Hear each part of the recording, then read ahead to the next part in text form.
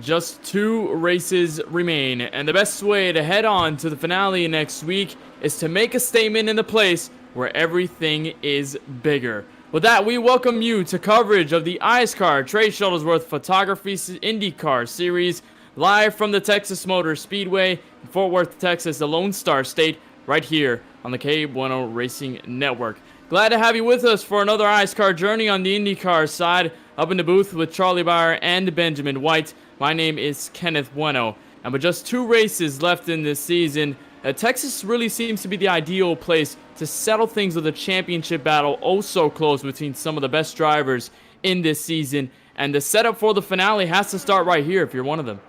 Yeah, the races are winding down and the intensity for the championship is ramping up as the 2 main planes, I guess you can say, for the championship. They're going to be in the dogfight are Christopher Weil and Brody Garner. Chris, I believe, is just 3 points ahead, so it's going to be a really fun battle between these 2 guys, and it's definitely going to come down to the final race next week. Yeah, I think whoever comes out with the points lead here tonight is going to have a clear advantage going into the road course next week at Laguna Seca. So both of those guys, I think, obviously are going to be the 2 guys to beat at that racetrack. So if they're running close together next week, the points gap's not going to be that big. So winning is going to be really key for those 2 tonight. Of course it is, and really the best way to set up for this finale is to take a look at what the standings are coming out of Road America last week. Right on your screen, Christopher Weil leads your point stands, 169 points to his name. Brody Garner just 4 points behind. That was what I was mentioning when setting up the finale. Brody Garner and Christopher Weil, those are the 2 closest drivers in the point standings for the championship this season. Derek M. Smith doesn't fall too far behind, though, just 22 points off of Christopher Weil, but just 18 points off of Brody Garner in second, so watch out for him coming into tonight. Nick Miller rounds out pretty much the top 4. William Schmidt into the top 5, 90 points behind. Then Joe Berge, Corey Rexford, Ryan Kendrick, Dominic Howe, 103 points behind. And rounding out your top 10 in this IndyCar point standings is Grayson Trexler, 104 points behind your points leader. Really, but this top 2 are certainly the ones to watch, since those 2 have been the only winners this season. Again, Christopher Weil winner at Watkins Glen, Brody Garner winner of pretty much everything else, and he's pretty much on the momentum train. Brody Garner 4 points behind this possible championship, especially coming into tonight. He won the season opener at Pocono. He was a winner at Indianapolis, and then he ended up winning last week's race at Road America. Charlie, I'll start with you first. What does Brody really have to do off of this momentum to really capitalize on this championship hunt tonight? Yeah, and like you said, you beat him last week, and in order to really solidify his position to be a real threat for the championship, he really has to finish ahead of that 41 car of Christopher Weil. So yeah, I think Brody Garner, his sets are going to be set.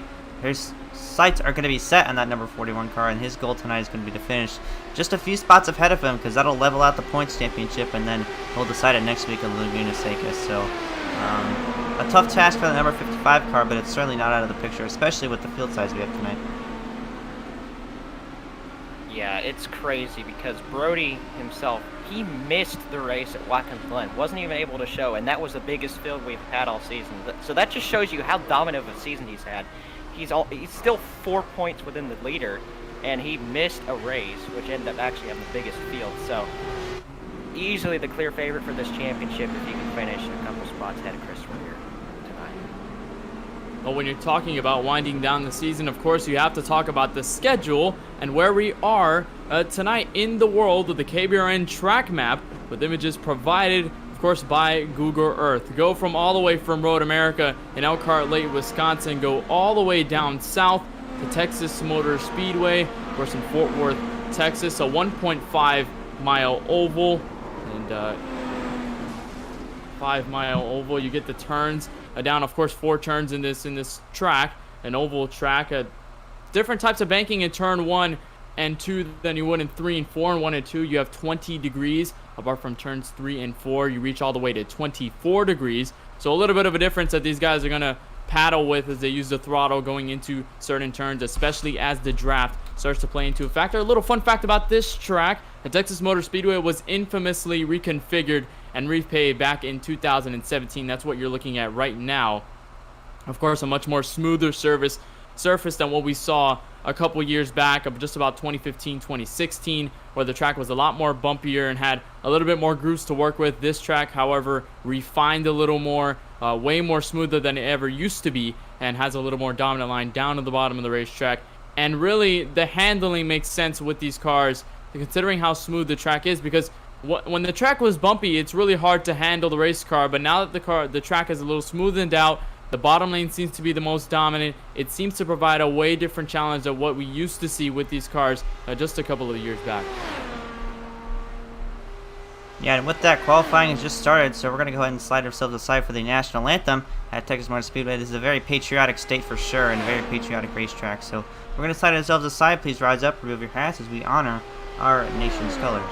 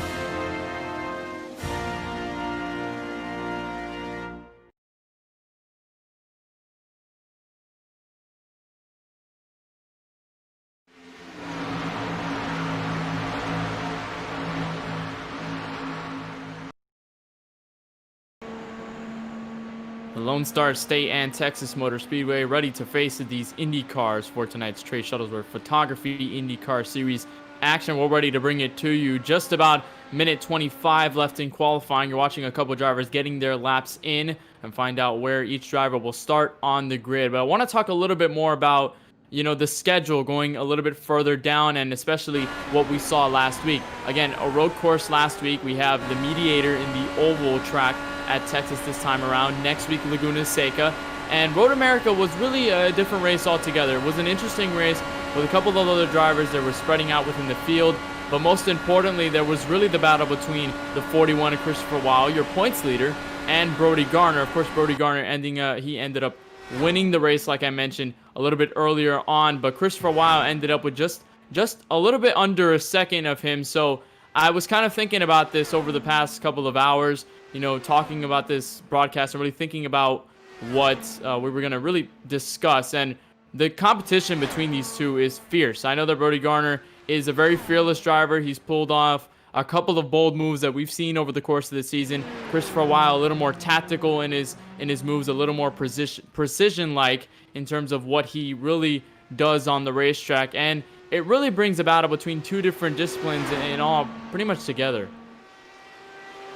Yeah, for sure. And, you know, we've dipped our toes in a lot of different types of racetracks this season. We've obviously seen road courses and ovals at the same time. So, obviously, IndyCar goes to both in real life, so this series also does that. So, yeah, a lot of different tracks, a lot of different approaches to these different circuits around the season so far. But with that, qualifying has just ended, and we're going to go ahead and go trackside to get your starting lineup just momentarily. Well, here we go. Field is gridding down onto the pit lane behind the iRacing official pace car. They'll line up just as they are on the grid, and that means we'll give you your starting grid to find out what everyone is starting at the start of tonight's event. The starting grid will start in the middle of your screen. You'll find out what everybody is. Pole goes to the 48 of Michael Bianchini, and 24.221 takes the pole this season in Verizon sponsored IndyCar. He takes pole. Right alongside him, row number 1, very strong driver, the number 12, Hunter Johnson. He starts in second. Starting in your second row, the two people fighting for the championship, Christopher Weil in that number 41 car and Brody Garner in the 55 car to his outside. That'll round out row number 2. Starting in the third row tonight, Eli O'Quinn, who's been really strong on these ovals this season, he will start 5th, and Dylan Alt, who is making his first IndyCar start of the season, he'll start in the 6th position. Kenneth? Back to row number 4, Patrick Mush in the 46 will start into 7th. Then 002, Liam Sheen, SPG Evo SimSport entry. He starts right alongside him in 8th place. Row number 5 sees Nick Miller in that 9 car and Justin Johnson to his outside in the 33 car, and that'll round out your top 10. Yep, starting in row number 6, you have David Bachman in 119 and Joe Berge in the 83, 11th and 12th here tonight. Kenneth? Go back to 13th. Mitch Hobbs will be there in the 89 Valvoline sponsored machine, and right along to his outside, peak performance driver number 21, Dane Cruz, and a PPM driver behind them in the next row. Charlie? Yeah, and that PPM driver is Hunter Rupp, and that'll round out your top 15 rows here of the guys who did qualify. The rest starting right behind him did not, so that's why you do not see them on your gridding screen right now. But yeah, it's we're getting ready to roll off here. 124 laps around this 1.5 mile racetrack, and Michael Bianchini will lead them to the green flag as the pace car rolls off. Pretty surprising pole winner, I'd say. We haven't seen Michael Bianchini really race a whole lot on the IndyCar side of things this season, but here he comes out to Texas Motor Speedway and wins a pole, and Christopher Weil is actually going to pit start this race. Interesting strategy for our point leader coming into tonight.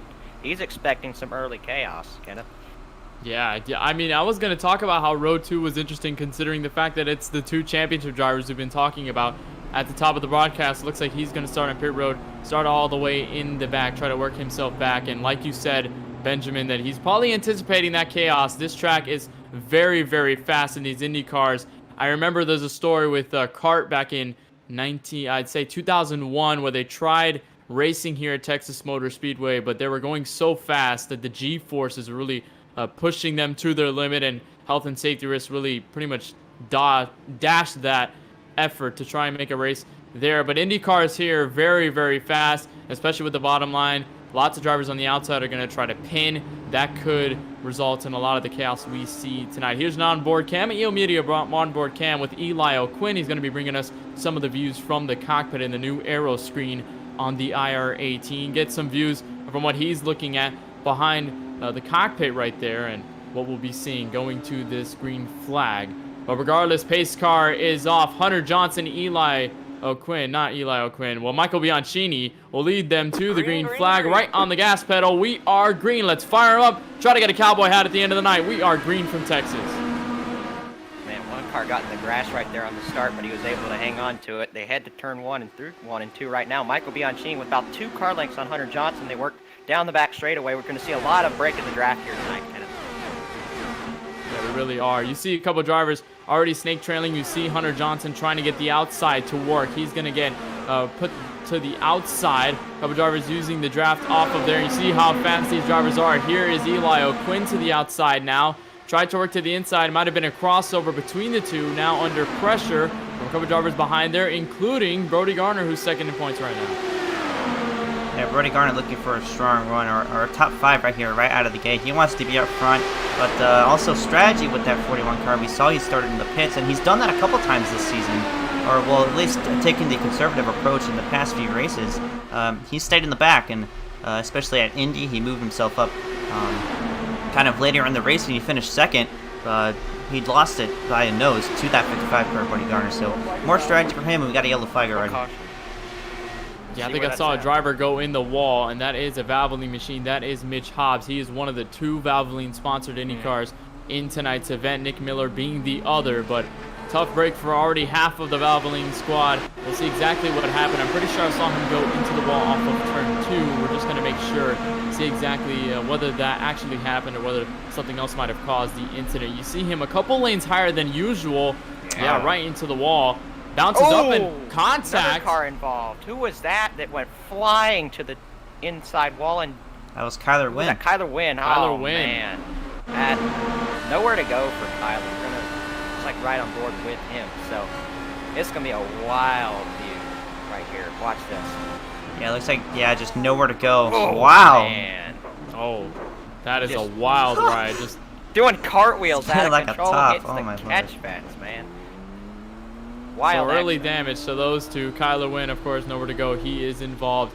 Huge damage to these Indy cars, and really these Indy cars are very, very sensitive to contact. If you've seen some of the other series in iSCAR, most notably of course, the Super Speedway series and the series utilizing the NASCAR car, the NASCAR field, those cars, especially since they're closed wheel, they're very susceptible to beating and banging. You can beat and bang the cars a little bit, have a little bit of damage. It still won't affect you as much, but you can get one tap in these Indy cars and it can send you pretty much out of the race, really, with suspension damage or pretty much anything else. That's going to be a lot of work for Mitch Hobbs and Kyler Wynn to work on their race cars. Try to see if they can get back on the racetrack, but under caution for the first time here tonight. We're going to try to get an update on Christopher Weil, see where he is on the racetrack, considering that he started on pit road. Still on pit road. He's on the lead lap. Maybe he's not starting. No. He went. He's just, I guess he's just trying to fall to the back again.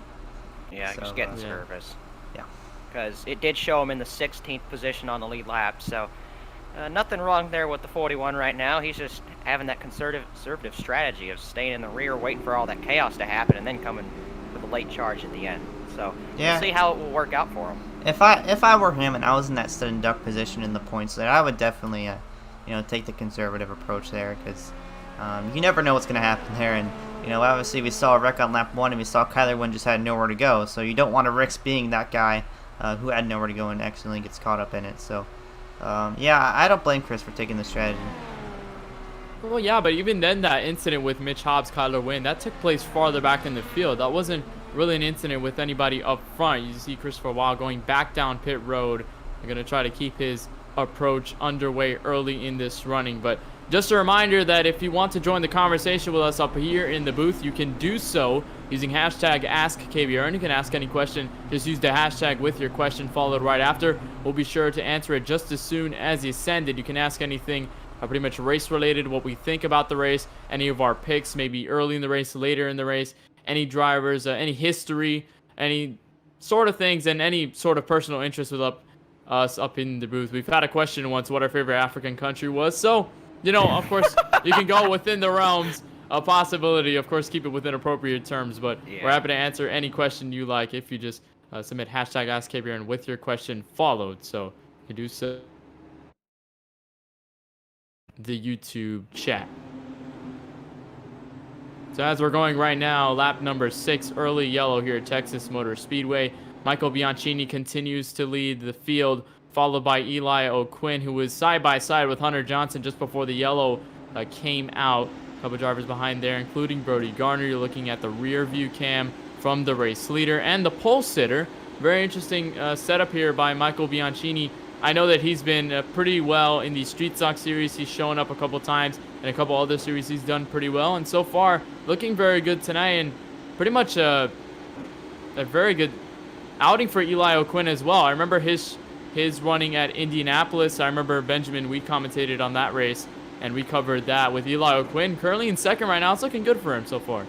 Yeah, he's been really strong on these ovals this season. It kind of came out of nowhere, really. But it's great to see from him, and running second right now as we're about to get ready to restart. All right, well, right before we get green, we had a couple questions down in the YouTube chat already. But one by Nitro XP, which I believe is Mitch Hobbs, asks, how do I get good? Oh, well, it is Mitch, by the way. Practice. All right, well, yeah, sure, practice is perfect, All I gotta guess. say. And we got another question just before we go green. It says, what's the pit window for tires and fuel? And what are any potential strategies? Again, 124 laps here, so it's a long race. We're going to see drivers down pit road eventually. Charlie, you got any statistician work, I guess. Oh, Lord. Statistician work. I can recall running a race in these cars a while back, and the pit window was about, I want to say around 70 laps, 80 laps. So a lot longer than the Cup cars. So, if anyone could correct me on that, I don't know for sure. So, that's my guess, is 70, 80 laps around there.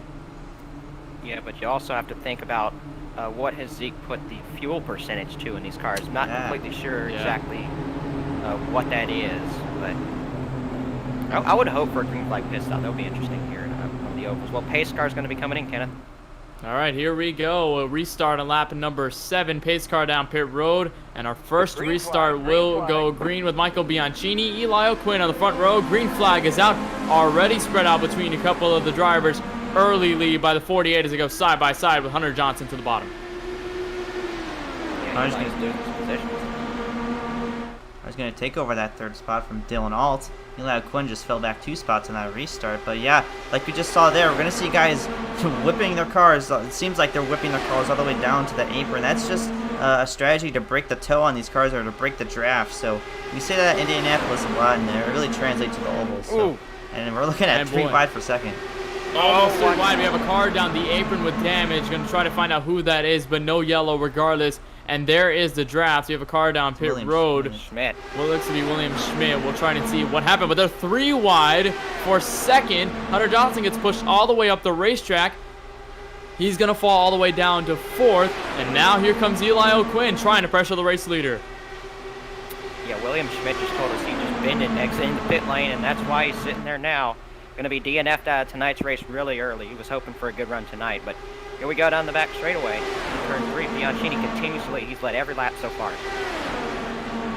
We're going to see how dangerous that apron is. If you just get a tire or your front tire below the apron, you see pass for the lead, Eli O'Quinn to the bottom of the racetrack, but you're going to see these guys are going to get inches close to that apron. As you see, Michael Bianchini gets pushed up the racetrack, but to finish off my thought, that apron will spin you around. That's all I got to say. Yeah, you have to try to keep it just above that white line all the way to the bottom of the racetrack, but meanwhile, we had a change for the race lead. Michael Bianchini had a little bit of wheel contact with Eli O'Quinn. No harm, no foul. That leaves the race lead to that 29. Going to lead the first laps here tonight as the sun sets, but on board with him, he's got pressure from Dylan Ott to the high side. He made a nice run up on that outside. I'm surprised I was able to work. We'll see if he can get it to 3 and 4, but he's probably going to have to fall back in line. But Eli O'Quinn is going to get over, and he's going to go around and into the pits. What a save, guys. Wow. As long as he didn't speed there, he's going to be fine. Saved that. Yeah, like I said, like I was mentioning earlier, that apron is dangerous. Wow, you pretty much called that just the lap before it actually happened. Wow. What a save by Eli O'Quinn, though. That's going to really hurt him, though. He's stuck down pit road going at the pit speed limit. Hopefully he didn't speed, so hopefully no penalties on his side, but we're still green flag racing. Dylan Alt now retrieves the race lead, and Hunter Johnson fell back just a little bit. He's trying to come back. You see him utilizing the second groove. Really one of the drivers to use that second groove as opposed to being all the way down to the racetrack, which is a very, very interesting strategy. And now look who slipped into 3rd. The 46 going to try and get the draft off these front 2. He came in as one of the last minute entries. He's actually going to go to the inside for the race lead right here through 1 and 2. Yeah, I think as the race is going to go on, I think that outside line is going to show dominance here as Hunter Johnson jumps to the inside. But I think if I'm the leader, I would want to stick to the outside, especially late into the run. But we'll see if Hunter can make it work. Yeah, he's clear. Hunter Johnson to the race lead on lap number 15. Oh, lots of Johnson, you see lots of moving. One driver in the grass there, but still making the bottom work. Pretty much everyone's scrambling around to stay straight right there. Almost 3 wide between these guys. But as this was going on, I saw one driver falling through the order, maybe just trying to keep themselves safe. That was Brody Garner, who I mentioned was 4 points off of the point standings lead right now. He's fallen back a couple spots. You see Nick Miller now in front of him. He's lost those spots from where he started. As they go 3 wide for the race lead, Hunter Johnson almost contact with Dylan Alt. They're going to still work themselves off turn 2, though. Patrick Mush made a 3 wide move into turn number 1, but he'll fall back just a little bit. Hunter Johnson and Dylan Alt still maintain the top 2 spots, but here comes Josh Patterson. He qualified, I believe, 2nd or 3rd at Indy, and he's up there as well. Also, Nick Miller into the top 5. He's in 4th. Man, this is getting really, really dicey up here. We're probably going to see a wreck soon, but Good runs for these guys early. Patrick Much running third. This is probably his best iSCAR outing so far. And look at Nick Miller up on the outside, taking it 3 wide down the back straightaway. He's going to have some help from Bianchini at the end of 3. Yeah, he's going to get that help, and that draft really plays a huge factor. You see, you kind of have to move out of the way, just like Dylan All did off of the corner. When you have that draft, you know, it is dangerous if they go 3 wide once again. The 46 continues to try to make the bottom work, but so far not successful. He's fallen back just a little bit, but as I was saying, you know, the draft is very, very dangerous at these ovals. We've seen it happen so many times with the race leaders. As you're on board with Hunter Johnson right now, look how close they get.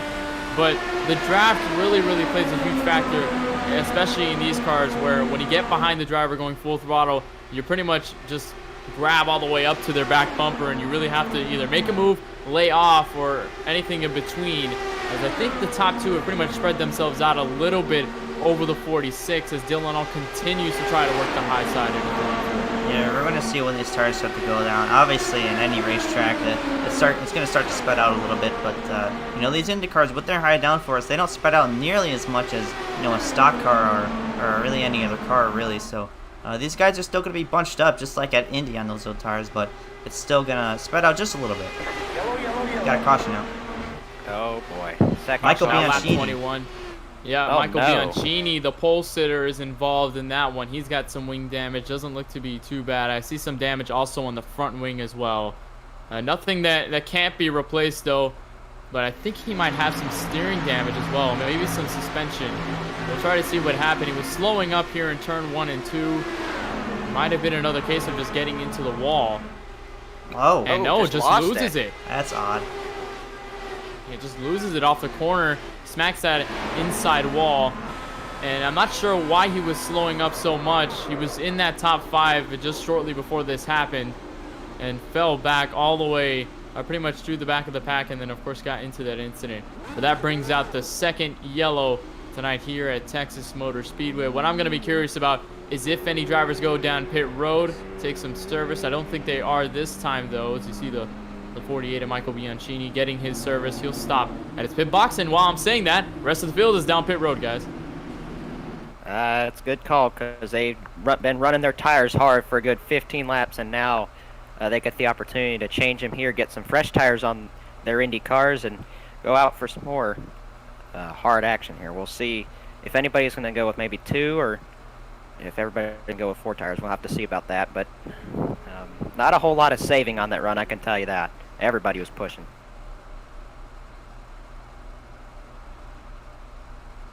We'll Hunter see what the Johnson. battle looks like off, and there it is. Hunter Johnson gets the lead off pit road. Brody Garner shoots up to 3rd.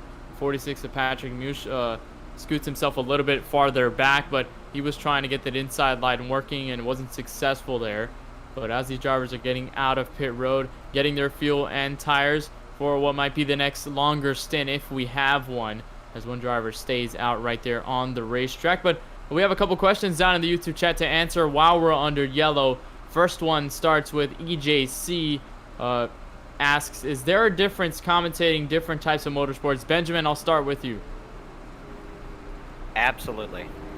There's just all the different kinds of motorsports. Like, you've got IndyCar here, you got NASCAR, you've got IMSA that we covered in the past on MaxSpeed TV. So it's just different each series you have. You have different kind of racing in it. Yes, to answer your question, Eli, very, very different. Yeah, I think, you know, different motorsports require different speeds of commentary. To see, this IndyCar race has been full of action, so lots of talking, but something like NASCAR or maybe sports cars require a lot more filler, as those guys, not saying they don't get as much excitement, but those cars are spread out quite a bit. So stuff like IndyCar, sometimes NASCAR, and World of Outlaws sprint cars. So yeah, lots of fast-paced talking. Yeah, that is true. I mean, motorsports itself, when you have different motorsports, much like NASCAR, much like IndyCar, when you have dirt racing, drag racing, you have to really set up a different approach to what you're looking at in terms of the commentary. Of course, there's always basic stuff to go around, much like the track, the venue, and you can start looking at points like we've been talking about just a little bit. But when you're talking about the way these cars drive, especially coupled with the venue, it it really changes the way you have to approach commentating a race. I mean, dirt racing is the most notable, considering the fact that you have so many drivers, you have a lot of action going on the racetrack, drivers using different lines, and of course it's not asphalt, so you have to play that into factor when you're commentating those races. Something more like NASCAR could be a little more spread out. You'll have a little bit of different talking points going into those races, and also different points into these Indy cars.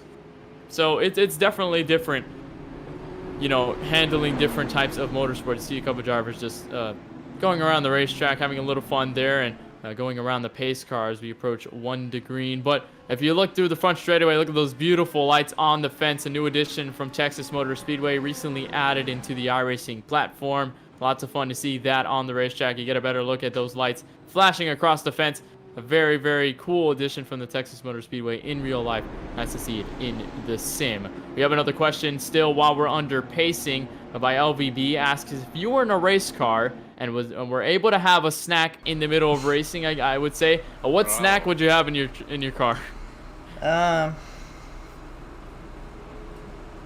Granola bar. Keep the energy up, probably. That's my choice. That's a pretty good one. I'd say that's probably like the standard. Benjamin, what about you? I don't know, man.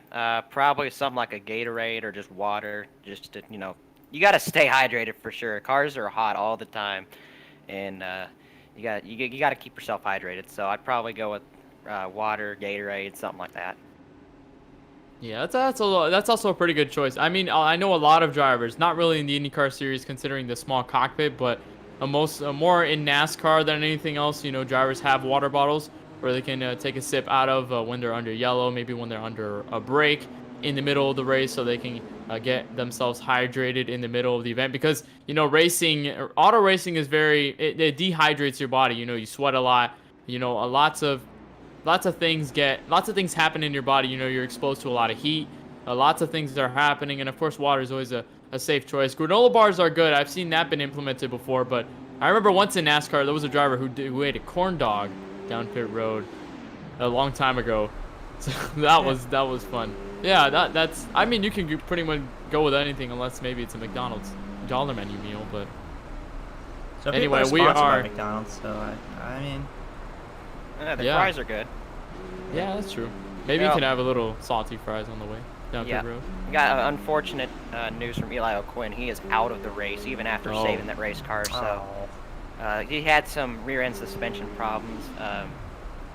Sounds like contact from the rear end somewhere knocked the suspension out of place, and that's not fixable when it comes to the IndyCar repairs here in iRacing. So his night's over before it could really even begin.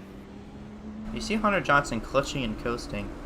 I think that might just be to save fuel, or it's just out of boredom under caution. But either way, these guys are trying to make it the full distance. Again, we don't know the exact fuel mileage, but a lot of these guys are clutching and coasting.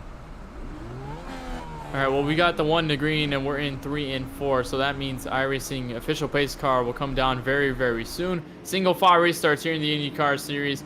Pretty much most of the restarts start single file. So we'll have Hunter Johnson leading the field. Dylan Alt into second. Rounding out your top 3 is Brody Garner. 46 and Patrick Mush into the top 4 as well. To come off of turn 4, green flag will be displayed once again on lap number 27. Another early start. Very, very infamous from Hunter Johnson to get those early starts. And he is off and away. We are in turn 1 and 2. Bunch of drivers scrambling behind them, though, trying to get single file.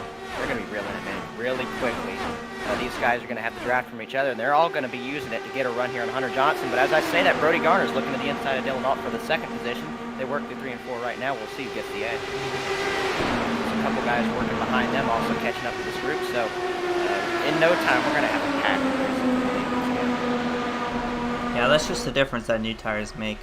You know, on old tires, they're all spread out, but once you get those new tires, it's almost like a super speed of racing NASCAR. These guys are just bunched up, using the draft, utilizing it to get past each other. And you see Brody Garner to the outside. Could he get the bumper in front, or in that quarter panel, almost contact there, but can he do it? Here comes Dylan Alt back to the inside. He was trying to make the move just like Dylan Alt was trying to do, and as soon as I say that, we have a yellow on the racetrack involves, and Garrett Hess, he's into the outside wall once again. Hard damage.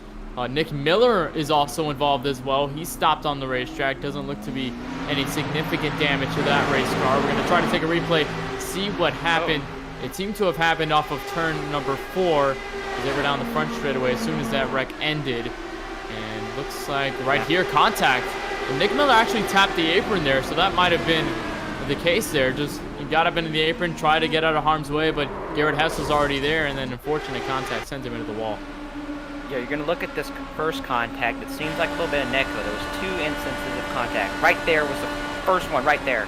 And then he gets the apron trying to correct it, and gets into Garrett Hess, goes to the grass, just trying to save it, corrects it a little too much, slides back, does a good job of holding the brakes, but man, Christopher Wilde was really close to getting in that, but he was able to avoid right behind those guys. So another good break for Christopher, as his strategy of laying back has worked out for him so far, but you'll see here on the onboard as now gone to the, there we go.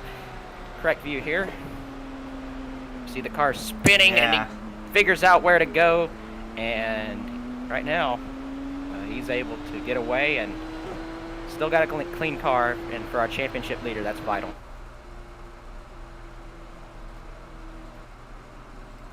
All right, so caution out on lap number 30. Christopher Wilde was down pit road there, and Hunter Johnson still leads this field. Brody Garner, and like you mentioned, Benjamin, so vital for a championship contender to stay clean and stay conservative through this race. Still a long way to go. We still got 94 laps left until we finish this thing, so lots of time for Christopher Wilde to get back up into the field and possibly get a better finish out of this. I know he's probably still anticipating the chaos like we have seen, but not as much as I really thought. I thought there was going to be a lot more, considering that we've had a lot of attrition in most of these IndyCar oval races in this season so far. You mentioned Pocono, Indianapolis had lots of attrition. This one not being the case as much. We have just a couple cautions, but maybe involving maybe 1 or 2 cars, and pretty much that's the limit so far. Of course, there's still lots of possibilities for other things to happen, but it's not as bad as we're seeing at the moment.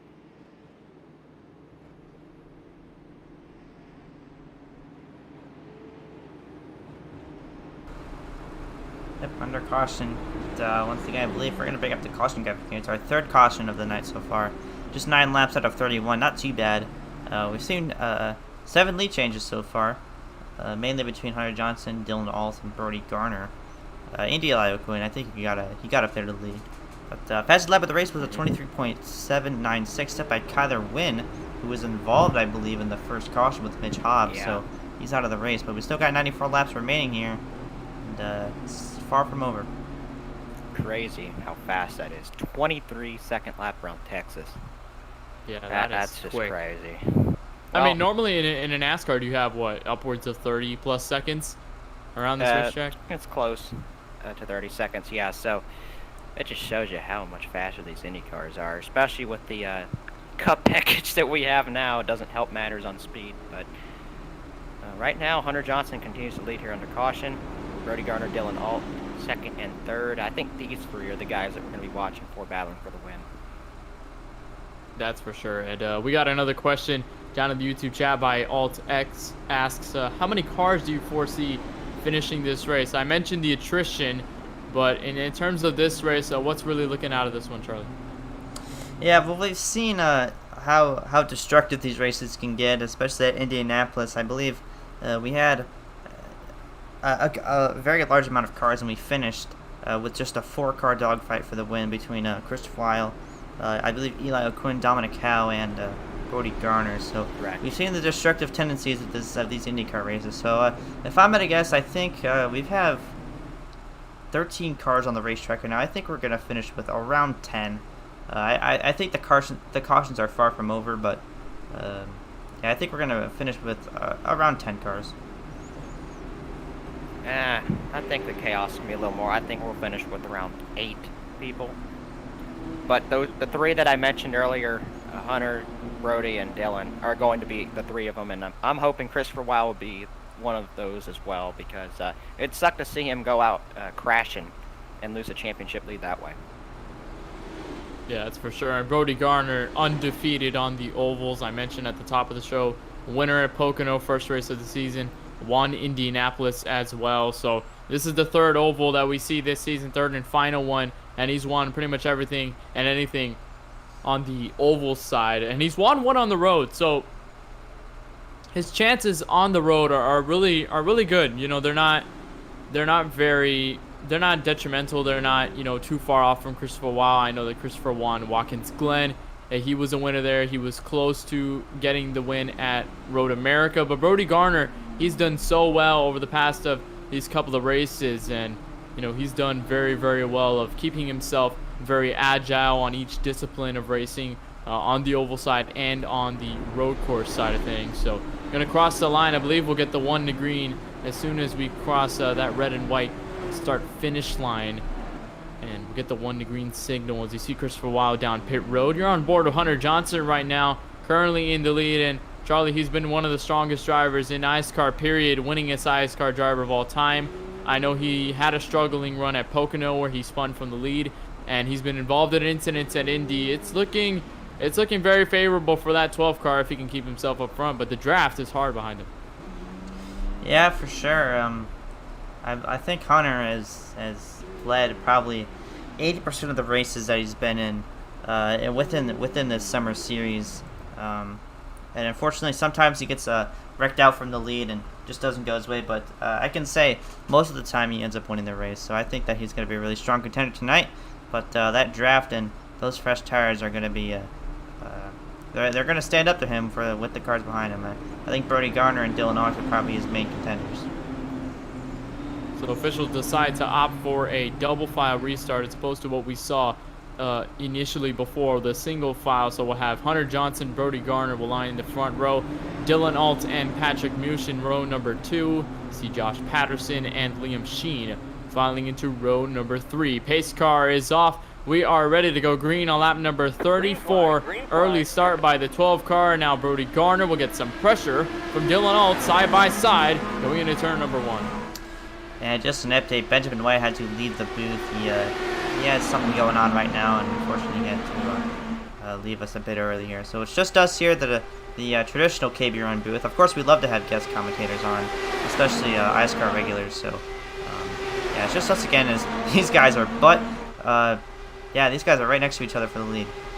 Yeah, they are keeping themselves within the draft now. 3 wide. Contact between Hunter Johnson and the 46 there. They were able to get away with it, but now Liam Sheen will try to look into this picture.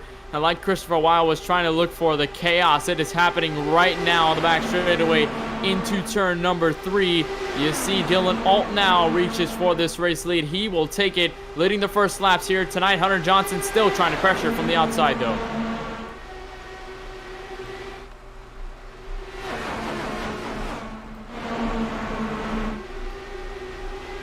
These guys are side by side. Brody Garner dropped out of the top 5 as a precautionary measure, as these guys were swerving all over the place up here. So he dropped out just for a safe measure, and now he's looking back in as it seems to have slowed down just a little bit. But Dylan Ault took the race lead away from Hunter Johnson at 12 car. But here comes Liam Sheen in that 002 car, furthest up towards the front. We've seen him all night, so he's going to be a strong contender for us.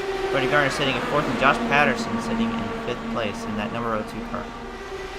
And as you see this race start to progress, of course we're only 37 laps in, but as we start to progress, we'll start to reach the nighttime setting. That means the lights will start to flash a little bit brighter on the racetrack. We'll see how those drivers work themselves in the nighttime and see whether that affects the handling of their race cars. You saw Liam Sheen had to wash up a little bit there, try to get out of harm's way instead of washing up and getting into the wall or maybe getting into another car. As a matter of fact, we got a car sideways off the apron, but a nice save by the 46. Really had to wheel that race car back around, but he's got it back up, and he almost loses it in the grass. 2 big saves for that number 46 car. We saw Eli O'Quinn do that earlier and went into the pit road, so good save for him, keeping it on track, and we should be able to catch up, and he's currently sitting in 10th right now. We lost a little bit, but of course with this draft, you can really get back very, very quickly. You see Liam Sheen, who fell back just a little bit, now into 2nd, trying to get the 2nd position away from Hunter Johnson. He hasn't been able to do so. Hunter Johnson keeping himself pretty much, you know, solid on that higher line. You know, you don't see a lot of drivers using that higher groove you see everyone pretty much stick to the bottom, and Hunter Johnson has been able to keep himself, you know, contentious with these leaders here. As now Brody Garner fouls back into the inside row. Liam Sheen falls a little bit farther back on the high side. Nick Miller also back into the conversation. Had that incident, went around, no damage, went through the grass, and now he's back with this draft in this main pack. So very, very nice run by Nick Miller to come all the way back from spinning on the racetrack to this main pack, possibly fighting for a top 5 or a race lead if anything happens up there. A 6-car breakaway from the lead. Right behind them is Dane Cruz in that 21 car driving for PPM. And oh, Josh Patterson in the wall right behind. Josh Patterson got a tap on the wall. He's going to get out of everyone's way. Everyone's going to go down to the inside, making space for everyone. Of course, he had a nice smack to the wall, so he might have a little bit of damage. Might try to go down pit road to get that fixed. But meanwhile, we are still pretty much 2 by 2 for this race lead. It has not settled whatsoever. Continues to rage on with Hunter Johnson and Brody Garner both going right now. And here comes Hunter Johnson to the bottom, trying to get this race lead in turn 3 and 4. Let's put it down to the bottom. Looks like Dylan All will slide back into second, but no, he's not done yet. He's back to the outside. 2 by 2 for the race lead. Liam Sheen sticking with the high side, but here comes Nick Miller to the bottom. Again, another 5-car breakaway here with Justin Johnson in that 33 car right behind. So yeah, Hunter Johnson back to the race lead. Oh, we got a car. Yeah, car into the wall. Looks to be Michael DiMaggio. Bunch of cars involved in that. It looked to be, I think, Josh Patterson. No, not Josh Patterson. That's the 46. That's Patrick Muse.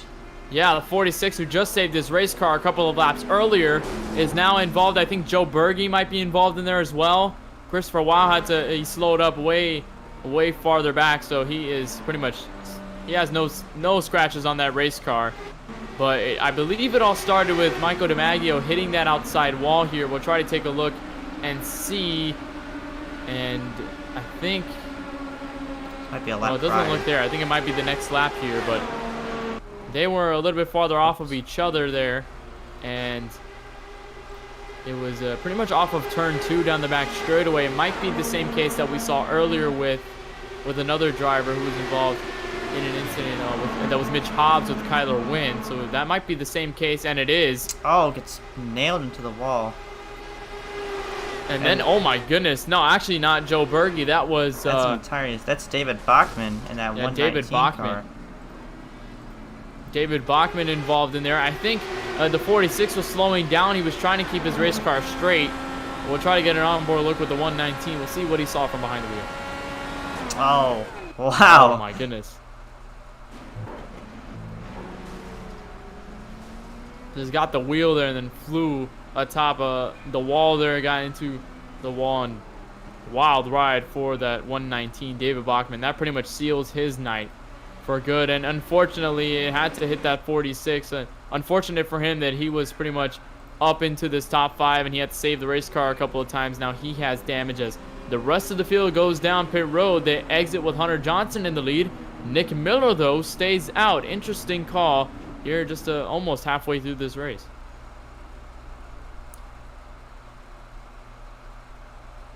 Yeah, interesting call for sure. He has 16 laps on his tires, so obviously we've seen, you know, with really any car in iRacing, the tires start to go out at the 10 to 20 lap mark. So, yeah, he's got 16 laps on the tires, and he's going to be at a disadvantage on this restart, especially with all the guys behind him with those fresh tires they just got down on the pit road, and they got that fresh rubber. So, yeah, it's going to be interesting coming to this restart.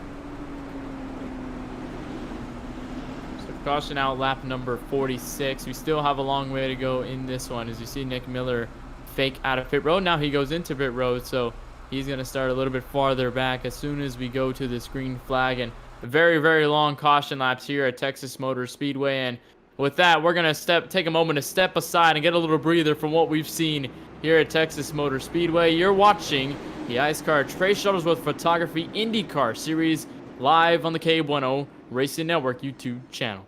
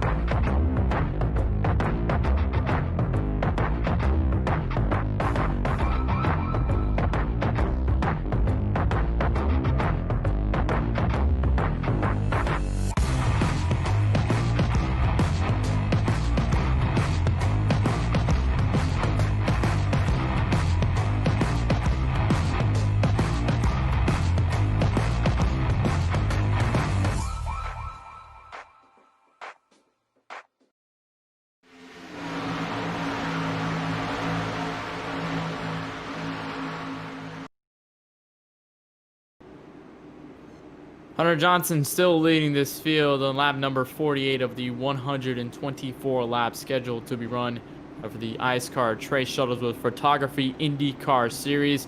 So far, have had a lot of chaos in the early portions of the race. Had some incidents early on, and mostly involving 2 to 3 cars.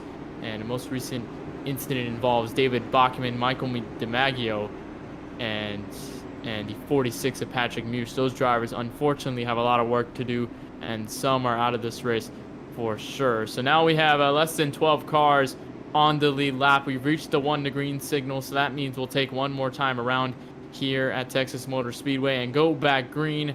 That's still a long way to go. We saw some strategy moves. I know Nick Miller tried to stay out there, ended up going down pit road. Now that everyone's on these fresh tires, is there really maybe a breath of fresh air for these drivers now that they have a little fresh rubber they can work with now? Well, I think that since we got these fresh tires, these guys are going to be on top of each other for sure. And, you know they have that fresh rubber. It has all that grip, especially when the sun's coming down. And I can guarantee you that those bold moves that we've seen up front all night are not going to stop. So I don't know if it's a breath of fresh air, but a caution is for sure, because these guys are racing. I don't know. These guys have nothing to lose, but besides, Bernie Gardner and Chris Wheel, these guys are racing for nothing there. They're pretty much mathematically out of the championship, so the racing's not going to stop anytime soon. All right, well, here we go on another restart. A pace car will loom down pit road. Hunter Johnson will try to get another early start to jump on the rest of the field through the tri-oval. He's going to go on the gas pedal. We are green once again from Texas Motor Speedway. You see the beautiful sunset right behind as we start to approach the nightfall. Early good start for Hunter Johnson. Dylan Alt, who's been trying to fight for the race lead multiple times through this race. He is trying to get back to this draft, but he's got a little work to do with Liam Sheen right behind and Brody Garner trying to file through. Almost made the pass there, but thought better of it. Side by side for the race leader from Liam Sheen on the bottom, inching closer and closer to that back bumper to that 12 car. That was almost contact between them, and we've seen contact with that bumper. It will send them around in an instant. We saw that in the IndyCar race at Indianapolis, where I think Latham joined it through a block on Brody Garner, and just a small tap will pretty much destroy the entire field. We saw that in Indianapolis, like I just said. But lap number 51 goes to Hunter Johnson with Dylan Alt fighting on the high side. And these cars have really just a low margin of error. I mean, you make one mistake, you get a little bit too close, it could potentially end your race for the better. As you see now, Nick Miller is going to take advantage of what Liam Sheen tried to do, fell back just a little bit to these top two. As you see, Dylan Alt now pressuring to the outside like we've seen all race. Hasn't been able to get it done, but I mean, you look at what he's been trying to do. And I talked about how those fresh tires might actually affect these drivers, and you see how the draft is already starting to work. As you see, I believe Hunter Rupp is in the picture now behind Nick Miller. He's going to be at the bottom as the top two start to spread themselves away. It's actually Dane Cruz in that number 21 Oh, Dane car. Cruz. Furthest up front, we've seen him all night. Yeah, it's not easy to tell apart those PPM cars. It's the same with almost, with the numbers being that small, but I don't blame you for that one. But Dane Cruz up in fourth. Yeah, and they both end in 1, so I must have thought it was Hunter Rupp who's in the 61. As you see, Liam Sheen got a tap of the wall there. I don't think too much damage is on that SPG-sponsored IndyCar. He's going to continue to go around. He fell back just a little bit over the course of that last restart. But now, as you're looking up front, Nick Miller is getting a sight of the front for the first time in this race. He was in the mix in the top 5 in the latter portion of that run we had before the yellow, but now he is on the outside looking into this top 3, and he is going to try to pounce on these two if any of them make a mistake. As Dylan Alt, man, he has not given up. He has been patient, working that outside line, trying to get it to work. I'm pretty sure he got a little bit of notes of what Hunter Johnson was doing on the outside, and he was making it stick. And I think Dylan Alt might be using the same approach, but we have side by side behind there. That is Dane Cruz. As we got a car around, that is Liam Sheen. Not sure what happened there, but he did tap the wall a couple times. Might have been another mistake on his part, but he is down for road. Nick Miller peaks 3 wide into turn number 1, but he's going to back out of it. And Here we go, the still battle for the lead. You see them go all the way to the white line at the bottom of the racetrack. We have currently 10 cars on the lead lap right now. You saw Liam Sheen just go a lap down after being on pit road. Might be just, you know, the mistakes getting the better of him. Look at that camera. That is beautiful to watch. The cars just storming by and how much they affect the cameras and a little bit of shake as they go by. Boy, that is beautiful. Actually, while we're under that and while we're listening to this, we should crank it up all the way to 11. We'll send you to the KBRN Crank It Up right now as we got Dylan Alt in the wall right now. It doesn't look to be too much. No spinning there. I thought we were going to have a spin there and unfortunately not used to crank it up there. Dylan Alt, though, in the wall. He's got wing damage. Going to try to go down pit road, get that fixed. But as I was just saying that, regardless, we're still going to stick with it. As Dylan Alt continues to fall back, there's Justin Johnson there moving past. And he's going to get by easily. Dylan Alt down pit road. Boy, that was an odd scenario. I'm not sure whether there might have been contact or what have you, but... Yeah, I think there was contact between him and that 12 car. We didn't get to see it live. We're looking at our cool cameras at our trackside, but I think there was contact, sent him up into the wall. I think, you know, when you hit the wall in these cars, it indents the wheels a little bit, and it makes it just tougher to turn the car, and it's a really odd feeling. So unless Dylan can get a fix, he might be done for the rest of this one. Yeah, that really puts you in a hole. As soon as you go down pit road, you can, of course, you can get those wings repaired. You can get them easily replaced. You have that ability to do it on the front and the rear wing. So luckily not too much damage. Hopefully there's no suspension damage on that race car. I don't think he tapped the wall too hard. So I don't think there might be detrimental damage to end the race on his part. But nevertheless, he's still going to go a couple laps down, considering that we're still green and no yellow was thrown on that instance. Not enough to trigger the yellow. He didn't really go around at all. So no instance there for a yellow flag. Hunter Johnson still in command of this race. But now we have another new challenger to approach this 12. Brody Garner, who we mentioned was 4 points off of the points lead right now. It's looking good for him if he doesn't get into trouble, considering the fact that he's way up the field and Christopher Weil is just kind of laying back, trying to stay a little bit conservative. Nick Miller gets a piece of the outside wall. Outside lock, could be another victim. Will he go around? If he comes to a stop on the racetrack, it's going to be a caution. I think it will, and there it is. Caution Yellow is out. Nick Miller. Yellow's out once again. The 9 of Nick Miller, another victim to this outside wall off of turn number 2. Had to bounce off it a little bit, tried to hold the brake to save the race car. It was successful for the moment, but then as soon as it starts to hit the wall a little bit more with the suspension damage, that was it. Take a replay. Hits the wall off of turn 2 like we've seen a couple of drivers do already. Here's the cockpit cam trying to save the race car, but then just the wall just unsettles the car, bumps it around. He's around on the racetrack. Caution is out once again. Down pit road, going to try to get the damage fixed. Unfortunate ending to what could have been a successful night for Nick Miller, and now we continue to dwindle on this field, as I think we're going to have some takers down pit road. We'll see who goes down, and pretty much everyone goes down behind Hunter Johnson, so everyone follows the same strategy. Christopher Weil stays out. Interesting strategy by him, so he could take the race lead unless he goes down pit road in the next couple of laps, but they're down pit road getting their service now. Yeah, I think Chris, I think it's going to come down this time, if he's still trying to stay in the back. But you mentioned new contenders on that last run there. Nick Delicato, he was third when that caution came out. I believe he took, not sure what he took, but yeah, you mentioned new challengers. He's going to be one of them. As Dylan Alt, that's not Dylan Alt, Brody Garner wins the race off the pit road. So good a race by Brody Garner to get that pit stop. We'll take the graphics, see exactly what their times were off of pit road on the race. And Brody Garner there with a 7.73, very, very quick considering what we saw versus Hunter Johnson at 8.22. Of course, Christopher Weil stayed out on the racetrack, so of course no time stamped for him, unless that was pretty much stamped from the last time he visited pit road, which wasn't very long ago. Pretty much on the last caution, he took a trip down to pit road, get that service done. Nick Delicato, though, like you mentioned, Charlie, who's now into a third in this line, and 8.08, a little bit faster there. But Nick Delicato, we haven't talked about him pretty much all race long. He has been, I guess, quietly sneaking his way through the field, and of course with the wrecks that have happened so far, he has to really, you know, stay out of harm's way, get out of trouble, and now he's gained positions, pretty much benefiting off of that, as now Christopher Weil goes down pit road. So he'll continue his strategy to stay in the back in the meantime. So that'll give the lead back to Brody Garner.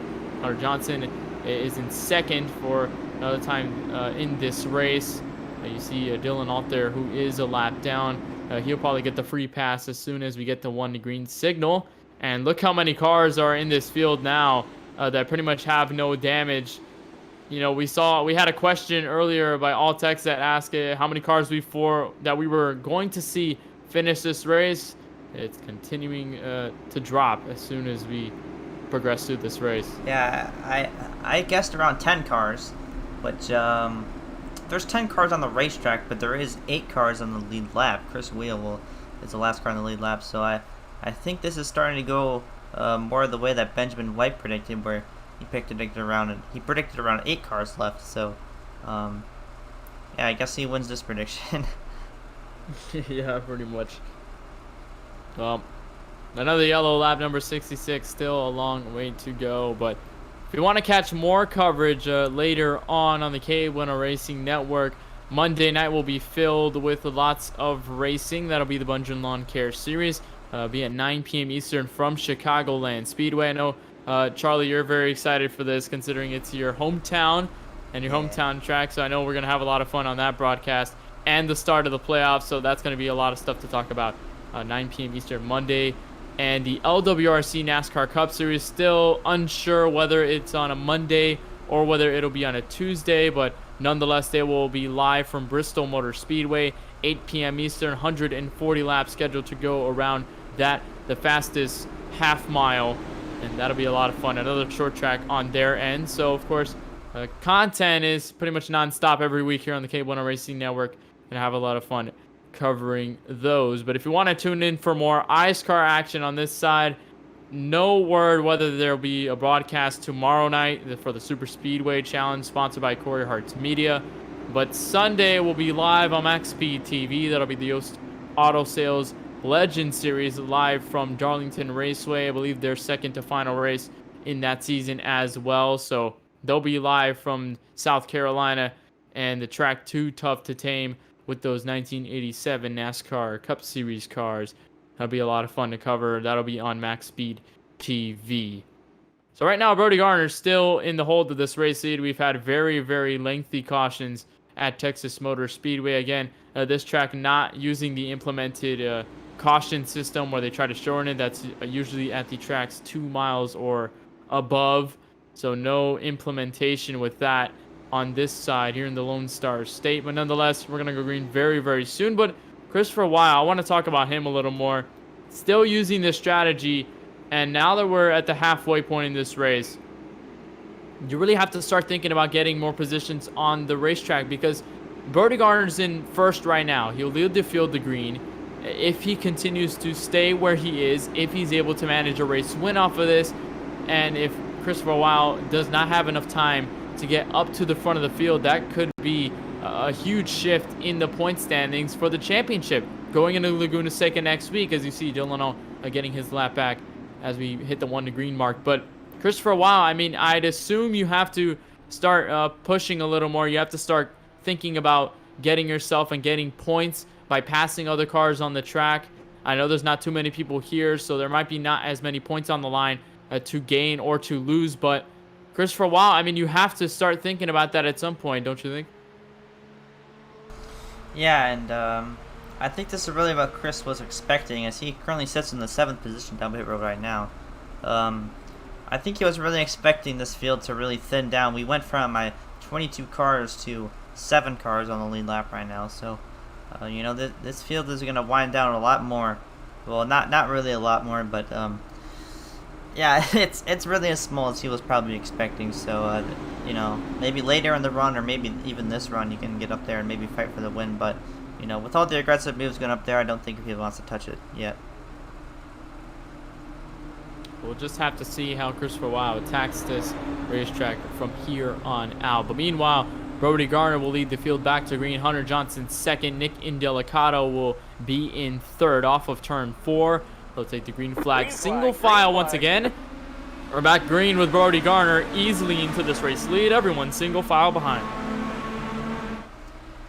The lights are on at Texas Motor Speedway, so this track is going to be gripped up here. And these guys are going to make a lot more aggressive moves. Lap 69, Brody Garner leads, but here comes Hunter Johnson looking for that lead back as Brody Garner took it under those pit stops. But here comes Nick Delicato. Now the field's starting to spread out a little more, and like Benjamin mentioned early in the broadcast before he had to go, unfortunately, you know, everyone's starting to pack up as soon as the draft starts to play a factor, and now we have a new driver up to the top of the racetrack, takes over third. That is Frank DeAngelis. First time we see him up in this top three. He takes a position easily away from Nick Delicato. Now going to try to work the bottom ahead of Hunter Johnson, and he's going to continue to work his way up the field, trying to get a little more positions up until he can get that race lead. Still got to get past that machine right in front of him, though, to go into turn one. Easy from Frank DeAngelis, but now pressure from the high side. Easy work by Hunter Johnson. Frank has a win in the summer season. He won the Super Speedway Challenge last summer season, and I believe it was the Xfinity cars at Daytona. So he has his way. He knows his way to victory lane, and I can tell you that 69 car and that 11 car might have a salty reputation, but they are certainly aggressive on the racetrack, especially at those super speedways. So they are not afraid to make those bold moves, and yeah, I can assure you that they're going to be there at the end. And now as the sun starts to set, and as we have the lights on the racetrack, again, more grip on the racetrack as soon as the night starts to fall, because it gets a little cooler down there. You don't have the sun beaming on the racetrack anymore, so you're not as slick as you would when, you know, when the sun is out and you're in the afternoon, or like we saw at the start of this race where the sun was still there but setting over the course of that race. You saw Dane Cruz try to make a move to the inside, unsuccessful on that front, and there's Nick Delicato back to third. But now a little bit more grip on the high side for Hunter Johnson, like I noticed, because when I saw him battling with that 11 machine, he got the better edge on the high side, even though the 11 was all the way to that white line, pretty much executing it perfectly. And you see it once again. There's Nick Delicato back to second, utilizing that higher groove. Yeah, I think I mentioned towards the top of the broadcast, I think that high line is definitely going to start to show its colors, especially in the run. It's not like that in real life. Texas in real life has that PJ1 up there, and it's kind of a rough spot to be in, but this Texas doesn't have it. In iRacing doesn't simulate that, so usually in real life it's a lot more slick up there, but it's gripped up here in the iRacing.com service, so it's going to start to come into play here as Chris Wheel is starting to catch back up to this top five, so we could see a 6-car fight for the lead, but side by side for the lead, here comes Delicato to the outside of Brody Garner. And Indycar has really put on a great show here at Texas Motor Speedway. You mentioned 2016 with the battle between James Hinchcliffe and Graham Rahal going all the way to the start-finish line at the end of that race. That was before the repave, though, in 2017. So, of course, different racing ever since then. I know IndyCar in real life ran a race a couple of weeks ago, I believe in June. More than a month ago, they ran this racetrack in their return to racing since the pandemic affected the sport. But yeah, you're seeing this high line work a little more than it would probably in real life, and PJ1 is a great thing to talk about because PJ1 has also affected the performance on the racetrack. It's affected the NASCAR races at this racetrack, the way they put that on the racetrack. I know they probably don't do the same for IndyCar, or if you can correct me if I'm wrong there, but you know, different implementations. We're seeing it work, though. Nick Delicato has been itching to get that first position away from Brody Garner. Still hasn't been able to do it, though.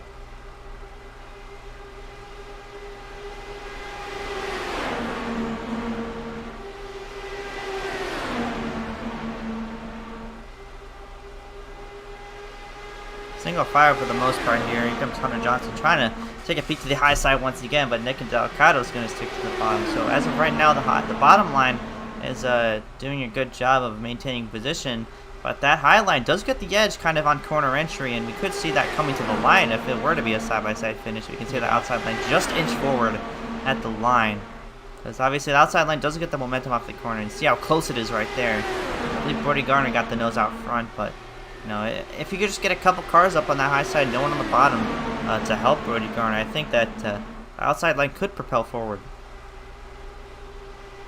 That's a really good point to make off of turn 4, and using that high lane could play to your advantage if you get the run off the corner. I think Hunter Johnson had a little shake up there off of turn 4. Easy by Brody Garner to continue his lead, continue leading more laps.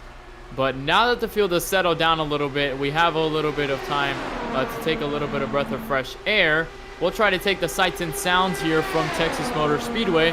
Crank the noise all the way to 11 as we go KBRN. Crank it up from Texas.